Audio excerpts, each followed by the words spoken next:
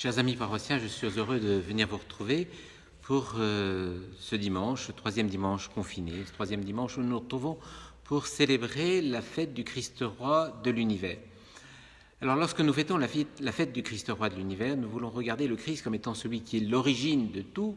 Tout fut par lui, sans lui rien ne fut, dit saint Jean dans le prologue de l'Évangile. Et saint Paul nous dira, au terme de la création, au terme de toute l'histoire de l'univers, il y a le Christ qui vient rassembler tout l'univers, tous les êtres, tout ce qui est au ciel et sur la terre. Le Christ qui rassemble, qui réunit sous sa royauté d'amour, tout l'univers. Et dans l'évangile de ce dimanche, Jésus nous propose une parabole justement pour nous parler de cette réunification lorsque le Fils de l'homme viendra dans sa gloire, dit-il. Il fera comparaître devant lui tous les êtres vivants, tous les anges, toutes les myriades et les myriades d'anges paraîtront devant le Fils de l'homme. Et puis, en même temps, toutes les nations seront rassemblées devant lui. Et il séparera les hommes les uns des autres. Alors, le critère de cette séparation des hommes les uns des autres, c'est ce que vous aurez fait au plus petit d'entre les miens.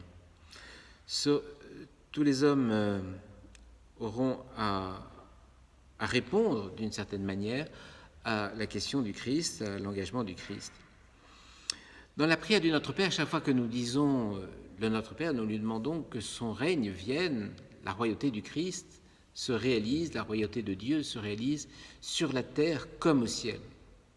Cette royauté du Christ, justement, Jésus, dans la parabole de ce dimanche, nous fait comprendre que c'est une royauté d'amour, de service, de don de nous-mêmes, au service des petits, au service de ceux qui ont faim, de ceux qui ont soif, de ceux qui sont malades, de ceux qui sont en prison, ceux qui sont nus. Eh bien, nous avons à nous mettre au service les uns des autres, travailler au règne de Dieu. Si je demande au Seigneur que son règne vienne, ça veut dire que je m'engage à faire en sorte que ce règne réalise. Je ne peux pas me dire la prière de notre Père, demander que le règne du Seigneur vienne sur la terre comme au ciel et rester tranquillement assis dans mon canapé à attendre que ce règne se réalise. Ce règne, il se réalise si moi-même je suis acteur de ce règne.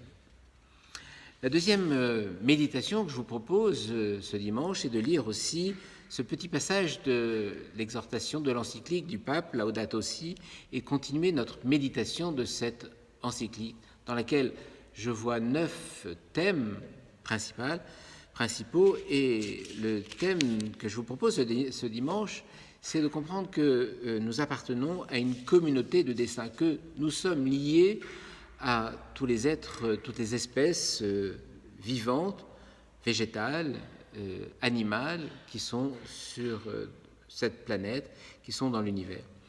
Et tous les ans, nous voyons que les pertes de la biodiversité, et cela doit être un scandale, dit le pape François, nous nous privons d'un patrimoine précieux et d'un don de Dieu. Puis il continue en disant « Notre maison commune est comme une sœur avec laquelle nous partageons l'existence, et comme une mère belle qui nous accueille à bras ouverts. Chaque année disparaissent des milliers d'espèces végétales et animales que nous ne pourrons plus connaître, que nos enfants ne pourront pas voir, perdues pour toujours.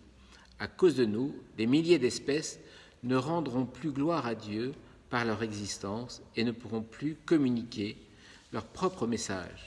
Nous n'en avons pas le droit. » Alors, cela peut-être doit être pour nous l'occasion de nous poser 3 questions.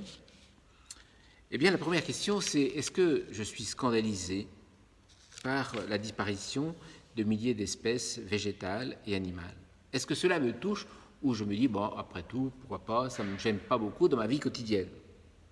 La deuxième question que nous pouvons nous poser, c'est lorsque le pape dit que chaque espèce rend gloire à Dieu et nous communique son propre message.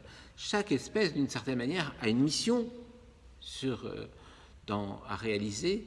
Est-ce que je sais voir la création comme cela, la biodiversité comme cela?